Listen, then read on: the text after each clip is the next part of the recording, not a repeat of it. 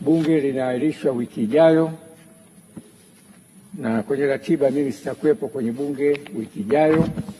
Nichukue nafasi hii kuwashukuru wote kwa namna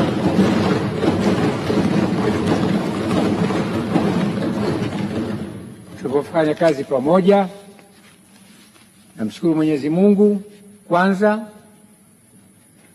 namshukuru na Spika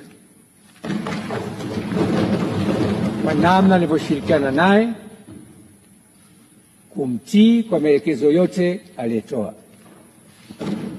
Lakini washukuru wabunge, bila nyinyi mambo haya hayaendi. Nashukuru serikali, kwa kweli imefanya kazi nzuri kipindi hiki. Tunastahili kujisifia na kujivunia kwenye taifa hili. Niwaombe, niwashukuru watendaji, katibu wa bunge na timu yake yote. Bila wataalamu hawa mambo hayaendi, pamoja na wasaidizi wetu ambao wanatembea kilomita zaidi ya 100 kwa siku kwenye bunge hili. Niwaombe wabunge, tunakwenda majimboni, endeni na uhakika na ukomavu. Ukishindana na mtu mshinde kwa mambo mawili: adabu na heshima.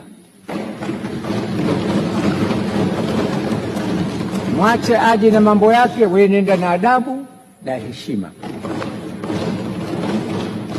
Mwajali watu na hasa watu wa kipato cha chini, mwaonee huruma. Hawa ndio watakupelekeni peponi, kwa kujali watu wa chini. Mwajali mayatima ambao wanahitaji misaada yetu na misaada mingi sana, ili na wao wawe sehemu ya taifa letu. Nendeni majimboni na takwimu za kazi alizofanya Mheshimiwa Rais kwenye nchi. Hao wanafanya fujo, wanatukana, wacheni waendelee na kutukana. Sisi tuna kiongozi nusu mtu nusu chuma. Daraja la Busisi kalikuta 24, kaanza nalo lakini kakabidhiwa na 24. Chuma jana kimewekwa, mmekiona,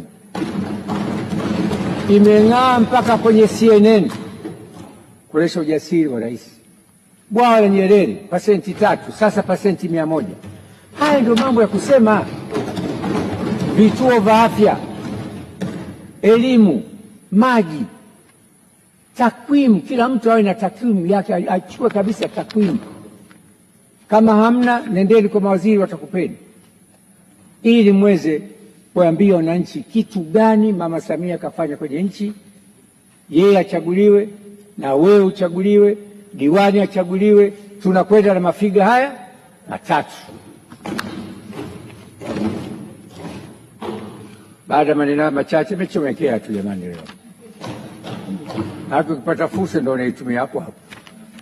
Kwa hiyo mimi nawashukuru sana kwa upendo, utiifu, lakini washukuru wananchi wa jimbo la Ilala.